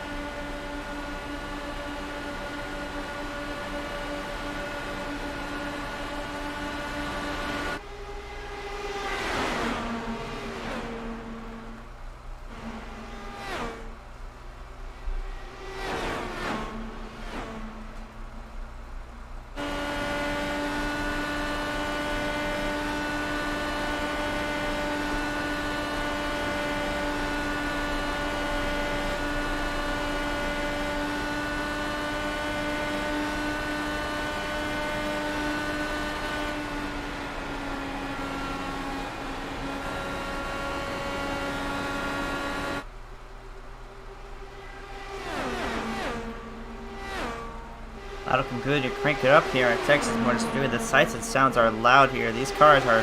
I've been doing a couple of Indycar races in real life. I go to the Indy 500 every year actually, and those cars are almost as loud as NASCAR's, if not louder. So, yeah.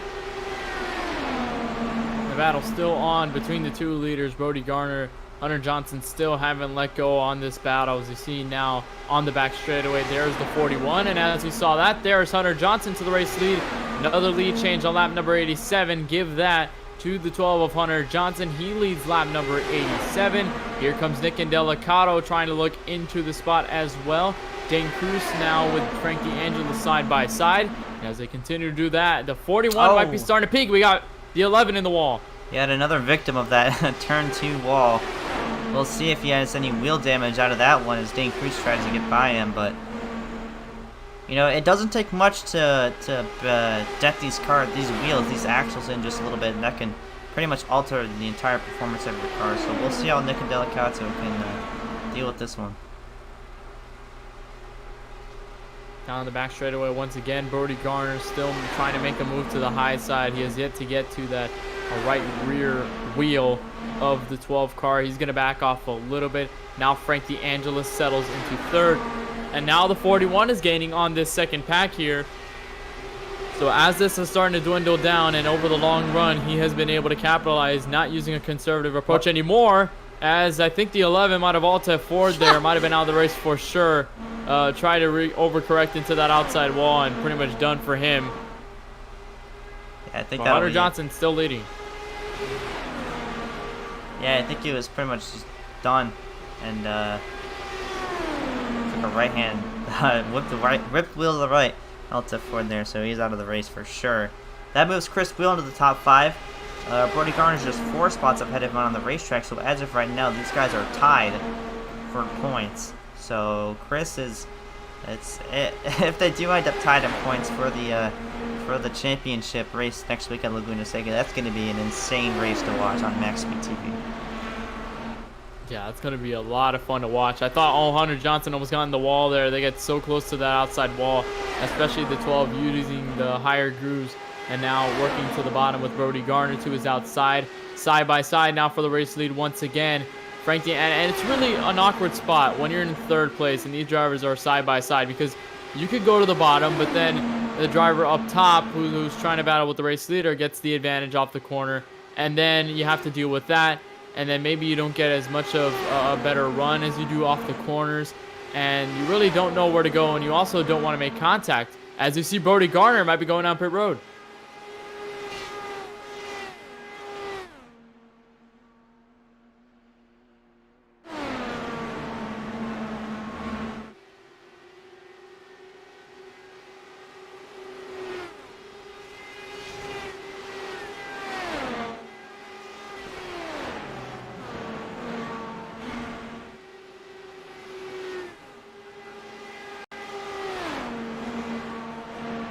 And now that we're just 30 laps remaining in this race and the fuel cycle starts to kick around, Chris for a while stayed in. He actually pitted in a couple times where the fuel didn't. I'm not sure whether that'll affect the strategy on the racetrack.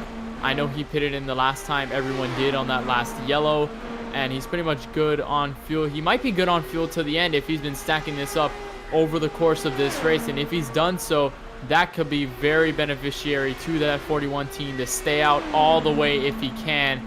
We'll have to see whether it is possible, though, as now Frank DeAngelis takes over this race lead. We'll see if he ends up continuing this pit cycle to go down pit road along with Dane Cruz. So far, not going to do it. He's going to stay out on the racetrack. You see a car right in front of them. I believe that's Whoa. We're back.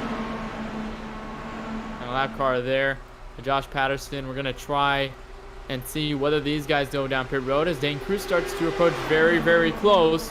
Could be a battle between these two unless one of them dips down pit road. We're gonna see if Hunter Johnson, where he is on the racetrack, as well as Brody Garner, and see where they are. Here's Hunter Johnson and Brody Garner. They're very. These guys, I believe, are just off turn 1, turn 2. No, they're on opposite ends of the racetrack. That's my bad. All right, well, and here's a battle for the lead now. Dane Cruz now to the bottom of the racetrack. He's going to take over this race lead over Frank DeAngelis. Easily let him by, though. I don't think he really wants to do anything too aggressive, but as soon as I say that, he goes back down. They trade places once again, and now the 41 is going to creep up to this top 3. We'll just have to see whether that pit cycle continues with these drivers or whether they don't. I don't see any slowing down between these two, considering that they have been at it. And there is Dane Cruz almost around. He saved it, though. I thought he might have been in an attempt to go down pit road, but great save by the 21. He's got some wing damage. He definitely has to pit this time.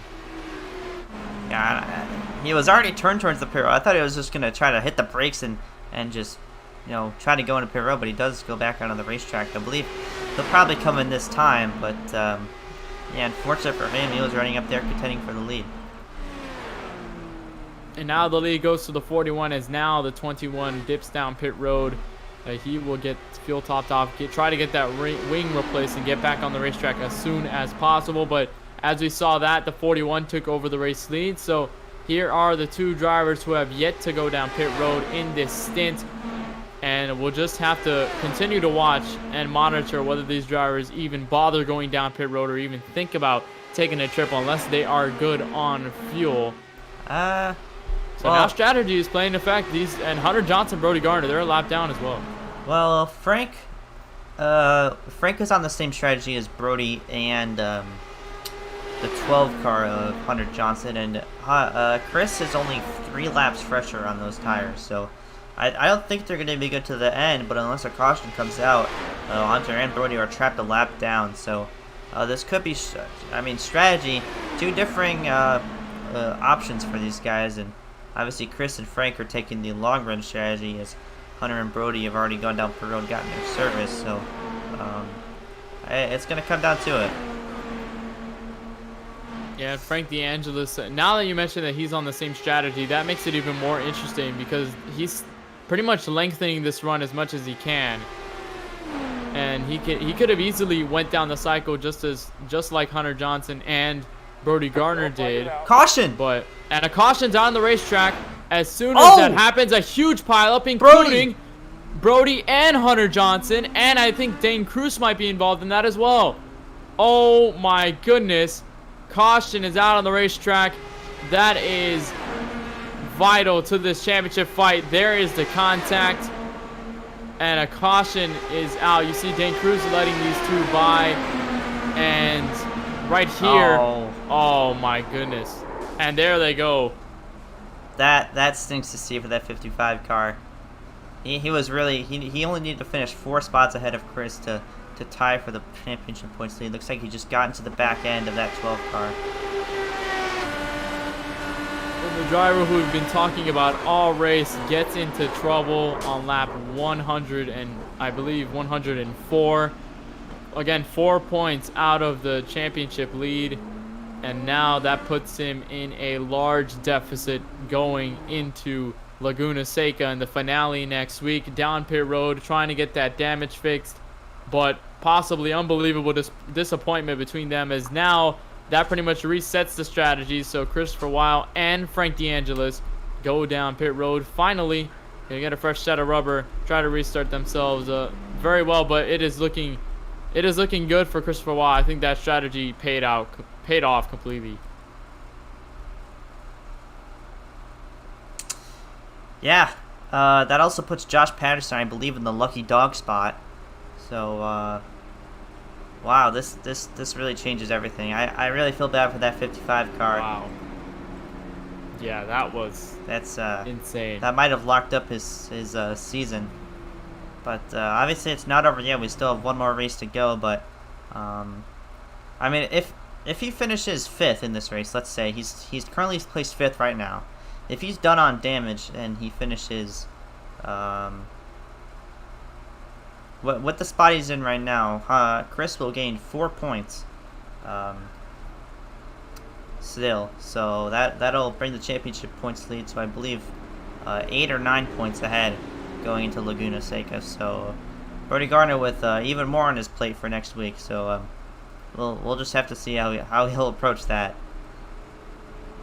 I think the good thing going for Brody Gardner right now is the fact that he has such a large cushion to fall back on, even though he has that damage, and even though he's pretty much out of this race unless he can limp it back around the racetrack, as you see Josh Patterson and Hunter Johnson go down pit road. But remember, there's behind Brody Gardner's Dane Cruz, who was also involved in that incident, and then starts the line of drivers who have already DNF'd at the end of this one. Most recently, Nick Indelicato, who pretty much quit this race and went up to the outside wall in the middle of the corner.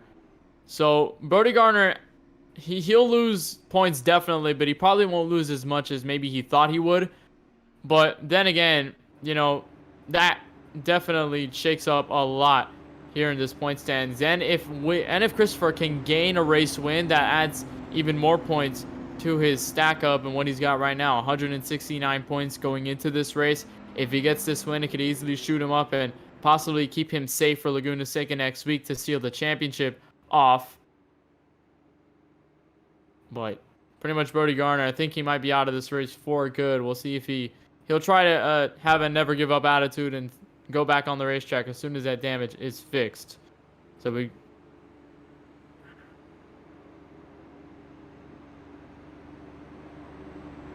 oh boy.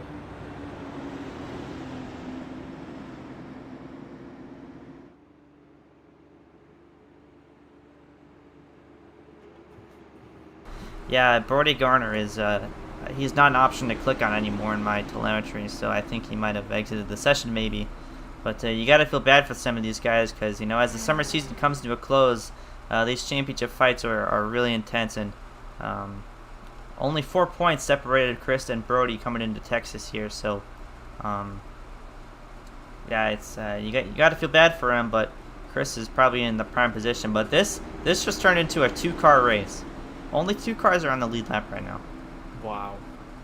And, you know, I doubt Frank DeAngelis will want to be very aggressive, because if there's so little cars on the racetrack, you don't want to risk the chance of getting your car destroyed, and then Christopher Weil's the only car on the racetrack, apart from Josh Patterson, who I believe is still a lap down.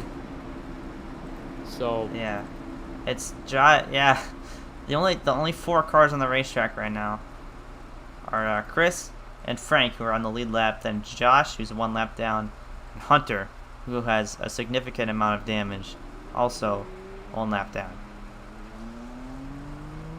Actually, so caution once again, and And no, actually a clean race car. When he went down pit road first, his whole front end was chopped off. So I don't know about that. All right, so three cars. Yeah. All right, there are 3 cars on the lead lap. Oh no, actually no. Hunter Johnson is a couple laps down, so he'll probably be fighting with Josh Patterson.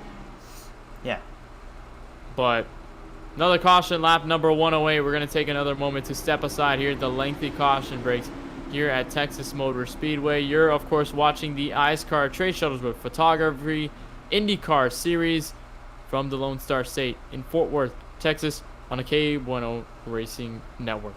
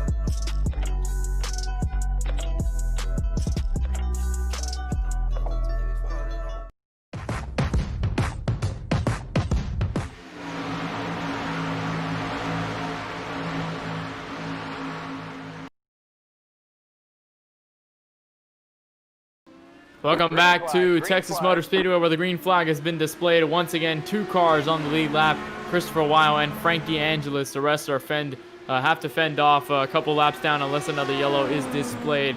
Might not be the case though, but an early lead for the 41. Frankie Angelis is going to try to sneak back up with the draft, but the man who's been conservative all race long is now into this race lead with just 14 laps remaining. Yeah, and his strategy worked out really well, and he got really fortunate with, all these guys wrecking, especially the guy who's contending for the championship also wrecking. So I think this went the best way possible for Chris, and right now he's solidifying his championship lead coming into next week. But the race for the lead and the win is certainly not over. Here comes Frank DeAngelis to the outside, challenging for the race win. And here he goes, trying to give it all he's got in this last stint of the race to the outside. Going to try to make it work and not able to do so off of turn number 2. We've seen that outside work a handful of times where drivers have made the pass, most notably Hunter Johnson, Nick Indelicato. We'll see if Frank DeAngelis is the 3rd driver to successfully attempt and succeed on that try to go through the outside, as they're still side by side. The 41 still holding the bottom in turn 1. Yeah, I mean, it's pretty simple. If I'm Chris, I'm just holding bottom, really. You're really just a sitting duck coming off the corner, coming to the line, especially on the final lap. So I would expect it pretty much to play out like we see right here. Frank comes to the outside at the last second and tries to inch him out at the line. But yeah, it's pretty much, do what you can. And if you're later, hold position. If you're second, try to find a way around him. And it really might be the best shot to take the outside into turn 3 and 4. That seems to be where there's less struggle. There's more banking in 3 and 4 as well, so you can keep the throttle in a little more than you would in turn 1 and 2. And we've seen the amount of drivers who have been a victim of the turn 2 outside wall right off the corner onto the back straightaway, where lots of drivers have been smacking that wall, and incidents have been started from there. A lot of our cautions came from that, actually. So a little bit more banking in turn 3 and 4. It allows you to keep the throttle, as we're seeing with Frank DeAngelis. And most of the passes from the outside have been in 3 and 4, so that could be the target spot if you're the 69 right now. Still trying to look to the outside, though. Might be looking for a crossover. We'll just have to see. Yeah, and I'm looking at the gap coming to the line here. And I mean, unless Chris slips up or maybe hits the apron or something. You know, he basically messes up. I think he's pretty much going to hit him out of the line, as you see right here. So, yeah, it's pretty much just hold bottom for Chris, and Frank just has to figure something out. Maybe he can jump to the inside when he's not expecting it, and try to take this win. But he is playing nice because Chris is a championship contender. So 8 laps to go here at Texas Motor Speedway. These two pretty much fighting for the race lead. A little bit farther back is Josh Patterson, a lap down, and Hunter Johnson also fighting as well. Hunter Johnson more laps down. Actually, he's in 3rd, so he is a lap down. I believe he just passed Patterson for 3rd, a lap down. So if another yellow comes out, which seems to be unlikely considering the amount of cars we have, he'll keep himself on the podium spot if he can fend off Josh Patterson. So we have 2 separate battles on the racetrack. One for the lead lap and the race win, and then we have one for which one can stay first a lap down. But we're approaching this final part of this race. 6 laps remaining. Christopher Weil still in command of this lead. Frank DeAngelis now to the bottom. He's gonna, there he goes to the inside. Had to make the move off of 2. Got the draft, got the crossover, and finally to the race lead. Well, this is going to be beneficial for Brody Garner, because this, I mean, there's not much that that can go in his favor right now since he's out of the race. But you know, Chris is now the last car on the lead lap, and that'll give just a point to him. So now Chris will have the championship lead by about 7 points coming into Laguna Seca. So just one car less work that Brody has to go through next week. But yeah, it's not much to say with just 2 cars fighting for the win. Well, we're approaching 3 laps to go, so we're almost at the end of this. And as soon as that happens, there goes the 41. Back to the race lead. Had to make the move on the back straightaway using that higher groove. And now the 69 is going to try to retaliate with a move of his own like he did to take the race lead in the first place. But now you're still using that higher groove. It seems as though the pass happens on the back straightaway because you have the runoff turn 2. You have the groove to your advantage. And then 3 and 4 helps you even more, because then you can take advantage of the race lead, go back to the bottom, easily take it. You see how much the draft plays into effect, easily back up to the back bumper. 2 laps remaining here at Texas. Still a long way to go back to the start-finish line.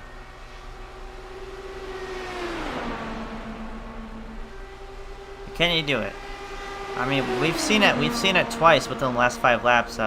That lead can change, but it's going to be a lot more defensive for the race win, especially coming to the final lap here. And speaking of final lap, 1 lap to go here at Texas in the iSCAR Trade Shuttlesworth Photography Indycar Series. The dogfight between that 41 and 69 car, inching right behind. Can he make a move down the back straightaway? But for Christopher Weil, it's just a sit and duck here. Gonna have to try to get the draft to make a move in turn 3 and 4. Lots of separation this time around.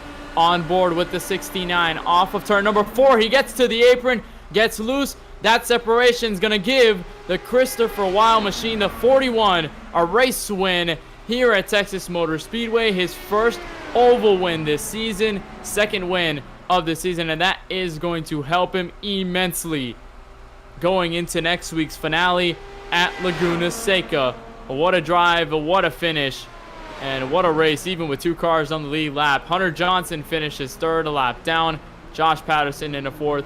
And like we mentioned in that last caution, Brody Garner, who is out of this race, finishes 5th. And that is going to help him a little bit with the points gap going into next week. With the 41 celebrating on the front straightaway, he's going to put on the cowboy hat, shoot the pistols in victory lane here tonight at Texas. We're going to take a look at the results and see where everyone finished at the end of this one. Lots of drivers taken out. You see pretty much back to the top 5, more than 22 laps down. Christopher Weil finishes 1st. He takes a checkered flag. Frank DeAngelis very, very short into 2nd. Very short of the race win. Got loose on the final corner there. Hunter Johnson finishes 3rd, a lap down. So does Josh Patterson, but finishes 4th. Then Brody Garner, Dane Cruz, Nick Indelicato, Dylan Alt, 56 laps down. Justin Johnson, 58 laps down. Nick Miller, who was involved in an incident off of turn number 2, he finishes inside the top 10. Liam Sheen with their exit 69 laps down. Patrick Must in that 46 car finishes 12th. Michael DiMaggio in that 3 car also was a victim of that turn 2 outside wall, finishes 13th. David Bachman 14th, Garrett Hess 15th with contact between that 9 car of Nick Miller. Bianchini finishes 16th, Eli O'Quinn 17th, also had a strong run early on.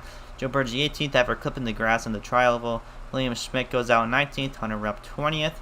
And Mitch Hobbs and Kyler Wynn will round out your field 121 laps down.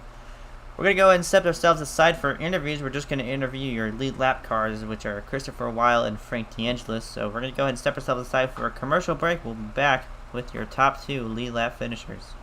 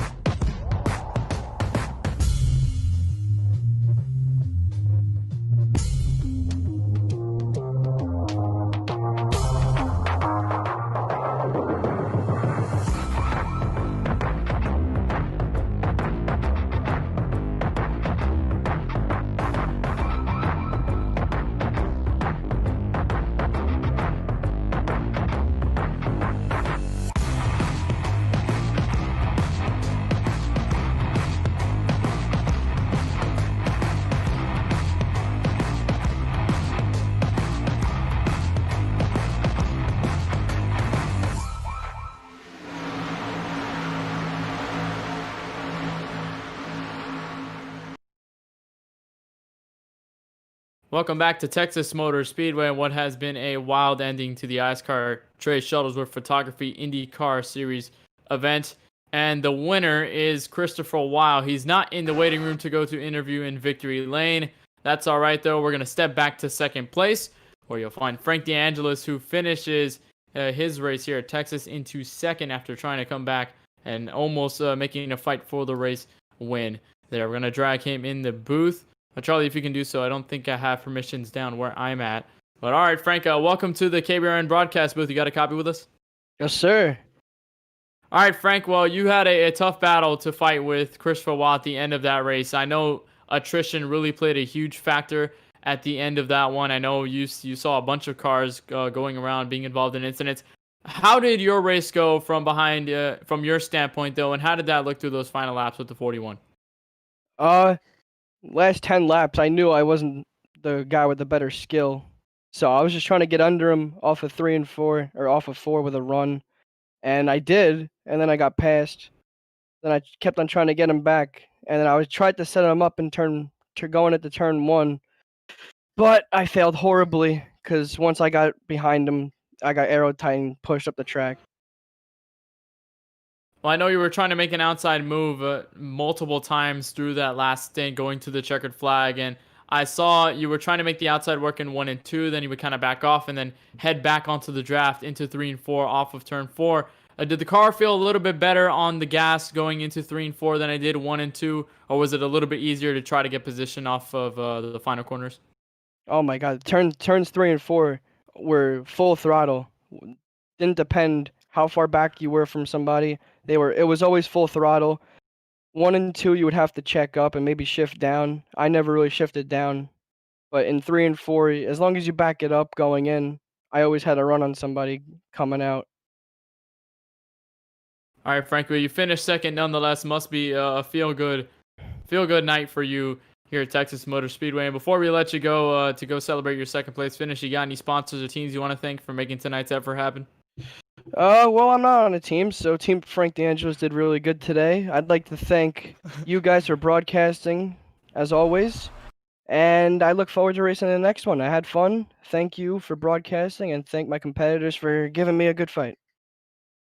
Well, we thank you for putting on a great show there on the racetrack for us to watch here in the booth. And of course, we hope to see you next week down at Laguna Seca. I know that's the finale. That's going to be a lot of fun to cover on Max Speed TV if we can get that with the schedule. But of course, thank you for joining us. Always great to talk to you, and we'll hope to see you next week. Thank you. I'm gonna go eat my ice cream now.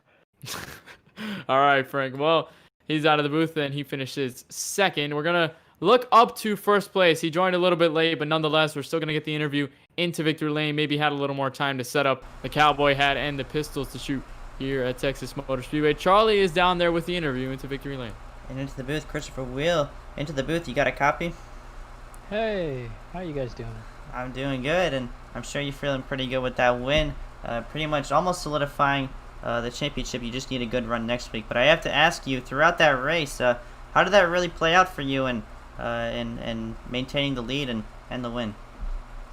You know, the first half of the race played out exactly like I expected. All of the ovals so far in the series have been basically races of attrition with only 4 or 5 competitive cars left at the end. So the entire time I was just laying in the back, waiting.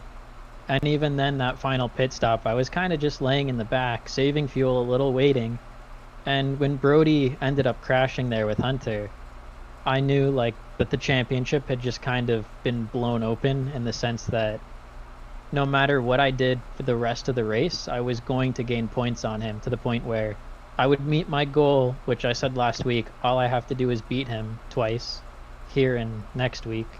So, you know, that's all I was trying to do, but getting the win just helped a lot more with the point situation. It's a tight battle with Frank. These cars, the draft is just so strong. Yeah, and speaking of points, I'm looking at the final, or well, not final, obviously next week is the final race of the season, but I look at the points here, you have a 25-point gap on Brody Garner, so all you really have to do is stay consistent, but I have to ask you, yourself, what's the strategy to maintain that championship lead and secure it? I mean, the easiest way is just going out and being the fastest car at Laguna Seca and winning the race, but really all I have to do, the road courses have been even bigger races of attrition, where only 4 cars finished on the lead lap in Road America last week. So as long as I just kind of finish on the lead lap, even in 4th place, I will secure the title as far as I can tell. So really I just have to go out there and keep it clean. Alright, well, Chris, we want to thank you for coming down here and racing with us in iSCAR tonight. Thank you for putting on a show with Frank Angelis and securing the win here tonight. And before I let you go, do you have any teams or sponsors that you'd like to thank? I want to thank Schramm Poindexter Motorsports for putting together a great team, and I also want to thank Corey Long for being my crew chief during this race. Alright, well, Chris, we'll see you next week at Laguna Seca, and we wish you the best of luck there, man. Yeah, thank you. See you then. Christopher Phil, your race winner here at Texas Motor Speedway, sliding himself out of the booth. And we just have one more interview left. One lap down, Hunter Johnson, and that number 12 car. Kenneth is trackside with the interview. And we'll go Gonna bring Hunter Johnson into the booth, into 3rd, finishes 1 lap down. Hunter, welcome to the KBRN booth. You got a copy with us, first of all? Yeah, I got you. All right, Hunter, well, great race for you. You led a bunch of laps through the early portion of this race, and as the sun started to set, lots of things started to happen. Lots of wrecks started to emerge out of the fold. And I know you were involved in one involving Brody Garner and Dane Cruz. So tell us what was really going on there from the pit cycle that you guys started up until then. Well, I wasn't really saving fuel that well, so I saw when Brody went down that I was like 4 or 5 laps short, so I had to come down also. I ended up coming out in front of him, and then as the whole race had been, it's just you had to keep it on the bottom, unless you had a really, there was a couple times where I was able to get around Brody on the outside and take the lead, but I mean, for the most part, you know, it was just keep it on the bottom, and if anybody were to get around you, then I mean, the only way you'd be able to get back by them is to get to their inside. And I mean, that's really, I think, what Brody was trying to do there with, I think, the last 20 laps on the tri-oval. I mean, I don't blame him. It's just, it sucks that I had to get turned there, but it's all right. I learned a lot about, you know, how these cars are set up and how the how they race in air, and it was just a big learning experience. So yeah. So next week, Laguna Seca, another road course in the season. I know that lots of anticipation is going into there, considering that it's the championship race. For you though, I want to know how you feel going into next week with Laguna Seca, and pretty much the tactical approach you have to take with that track, and what your game plan is going into next week. Well, I mean, I'm not really in the points. I've really just been sticking to the ovals. I didn't show up last week. I was at Indy though, so I mean, I might show up for the championship race, but I'm not in contention. So, but I think that's if you're just talking from like a general standpoint, I think Brody, who's been very good on the and Chris, who've both been very good on the road courses. I think that's going to be an interesting battle to watch. I know Brody won last week and Chris won at Watkins Glen, so that should be interesting. Well, podium finish for you here at Texas Motor Speedway. And before we let you go, Hunter, you got any teams and sponsors you want to thank for making tonight's effort happen? Yeah, I got to thank you guys for putting on the broadcast and Proximity Racing. All right, Hunter. Short and sweet for Hunter Johnson. We hope to see you next week. Hopefully putting up some laps up there. I know that you said you don't really run the road course races, but regardless, we hope to see you coming into the next races and possibly into the winter season going down the road. Yeah, thank you. Hunter Johnson out of the waiting room. Final on the KBueno Racing Network, and lots of things happen here at Texas. I remember saying earlier in the race that lots of wrecks was something that was happening early in the race, and I was like, oh, maybe it wasn't something I was anticipating, but then it started to kind of come out of nowhere and hit a lot of drivers here. Is there really anything to take away from the final oval course of this season, Charlie? Well, I can tell you right now that Brody Garner has a lot on his plate for next week, and we'll see how we can perform. We know he edged out Christopher Weil at Road America last week, so we know we can beat him on the road courses, but it's just a matter of finishing just a few spots ahead of him, because that's all he needs to get the points lead. 25, he's just 25 points. Yeah, he's just 25 points right behind him, and you know, first and second. In the first and second finishers are have a 10-point difference between those. That's in a race, so he still needs to finish quite a ways ahead of Chris. So I think all Chris needs to do next week is be fast, run in front, and he should probably he might be able to secure the championship. And that championship battle will continue next week. The finale race at Laguna Seca will be brought to you live. Hopefully on Max Speed TV. We're going to see how scheduling works out, and if not, we will possibly be broadcasting it live here on the KBueno Racing Network. We'll just give you an update on that and see what that happens down the road. But again, championship battle between the 41 of Christopher Weil and Brody Garner. You're going to be checking that out next Friday at 9 p.m. Eastern. That's when the session will open for all the drivers, and we'll see who emerges as a champion coming out of that race next week. But that's going to do it here for us on the coverage on the KBueno Racing Network for iSCAR here, and for everybody at the iSCAR organization for the iSCAR Trey Shuttlesworth Photography IndyCar Series. For Christopher Weil taking his first oval win this season. For us up in the booth, Charlie Baier, my name is Kenneth Bueno, saying good night from the Lone Star State. We'll check out the championship next week. We'll find out who takes it all. Good night.